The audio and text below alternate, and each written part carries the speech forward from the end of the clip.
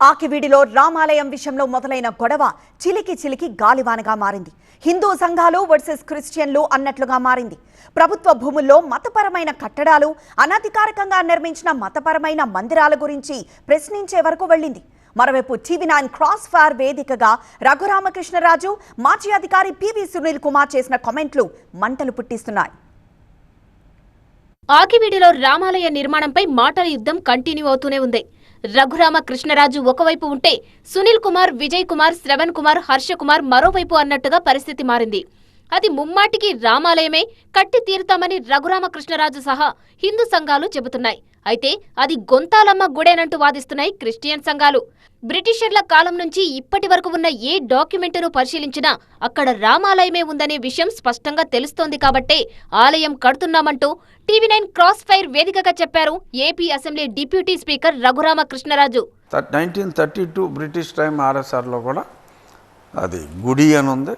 తర్వాత డాక్యుమెంట్స్ అన్నీ రామాలయం అని ఉంది. దీనికి పక్కన అటు ఇటు రిజిస్టర్ అయిన 1980s ఎండ్ 80sలో రిజిస్టర్ అయిన డాక్యుమెంట్స్లో దీనికి ఇటు సరిహద్దు రామాలయం అని ఉంది, దానికి అవతల పక్క ఉన్న దానికి ఈ పక్క సరిహద్దు రామాలయం అని ఉంది. అన్ని documentary evidence is very clear.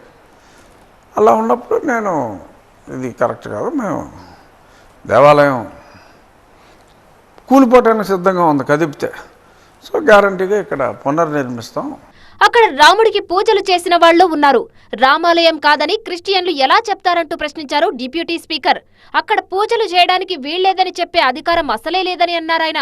50 సంవత్సరాల క్రితం బతుకున్న వాళ్ళు గుడికి రెగ్యులర్గా వెళ్ళి బతుకున్న వాళ్ళందరూ ఉన్నారు. వాళ్ళందరూ కూడా రామాలయం అంటే ఎవడో పివి సునీల్ కుమారు, లేకపోతే ఇంకో పనికిమాలిన కుమారు, లేకపోతే ఇంకో దగుల్బాజీ కుమారు ఇలాగ మాట్లాడితే మీరు ఆ మాటలు పట్టుకుని మాట్లాడితే ఏం చేయాలి? అట్లా కాదు, ఇప్పుడు కేవలం అది ఒక 4 అక్కడ ఎంత స్థలం అన్నది కాదండి important, it's the sentiment of the people. Raghuramakrishnaraju వ్యాఖ్యలకు టీవీ9 క్రాస్ ఫైర్ వేదికగా కౌంటర్ ఇచ్చారు మాజీ అధికారి పివి సునీల్ కుమార్. ఆకివీడు పెద్దపేటలో ఉన్నది రామాలయమే అయితే అక్కడ నంది ఎందుకుందని ప్రశ్నించారాయన. అక్కడ వీడియోల ద్వారా, సోషల్ మీడియా పోస్టుల ద్వారా, అక్కడ స్థానికంగా ఉన్న వాళ్ళతో మాట్లాడటం ద్వారా, అక్కడ ఎవరైతే క్రిస్టియన్ చర్చిలు ఉన్నాయో వాళ్ళందరినీ అక్కడ గొంతెనమ్మ గుడి ఉండాల్సిందే, అక్కడ ఆ గుడిని కోల్చడానికి వీలు లేదు అని చెప్పి మీరు ప్రొవోకేట్ చేసిన మాట వాస్తవం కాదు. అందులో ప్రొవోకేషన్ ఏముంది? అక్కడ ఉన్న వాస్తవం ఏంటి? అది గొంతెలమ్మ గుడి అవునా కాదా? గొంతెలమ్మ గుడే. ఎందుకంటే మీకు నందీశ్వరుడు ఎక్కడ ఉంటాడండి? ఈశ్వరుడు టెంపుల్లో ఉంటారు, అందుకని నందీశ్వరుడు అంటారు. లేదు గొంతెలమ్మ టెంపుల్లో ఉంటాడు. ఎందుకు అని అంటే దానికి ఒక స్టోరీ ఉంది, గొంతెలమ్మకు సంబంధించిన ఒక పురాణ కథ ఒకటి ఉంది. అందువల్ల నందీశ్వరుడు అక్కడ ఉండడం జరిగింది. మీకు శ్రీరాముడి టెంపుల్లో నంది అనేది మీరు ప్రపంచంలో ఎక్కడైనా చూసారా?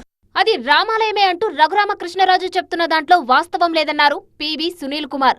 పైగా ప్రభుత్వ భూమిలో మతపరమైన కట్టడాలు ఉండకూడదని సుప్రీంకోర్టు స్పష్టంగా చెప్పిందన్నారు. శ్రీరాముడి మందిరం ఉంది అని అంటానికి ఆధారాలు, దానికి ఉన్న డాక్యుమెంటరీ ఎవిడెన్స్ రఘురామకృష్ణరాజు చూపిస్తూ ఉన్నారు. ఆయన 100 చూపిస్తాడు. నా ఫేక్ టీసీ కూడా మరి ఆయన చూపించాడు, అది ఫేక్ అని తేలింది. సో ఆయన 100 చూపిస్తాడు. సో అది మరి ఇక్కడ గుడి నిర్మాణం జరుగుతుంది, మీరు ఎవరు అడ్డుకోలేకపోతున్నారు, ఆపలేకపోతున్నారు. అదే చెప్తానండి మీకు. అది గొంతెలమ్మ గుడి అనేది అన్డిస్ప్యూటెడ్. అసలు ముందు ఫస్ట్ ఆఫ్ ఆల్ అది ప్రభుత్వ ల్యాండ్, అది ఏదో దేవాలయానికి సంబంధించిన ల్యాండ్ కాదు, గవర్నమెంట్ ల్యాండ్.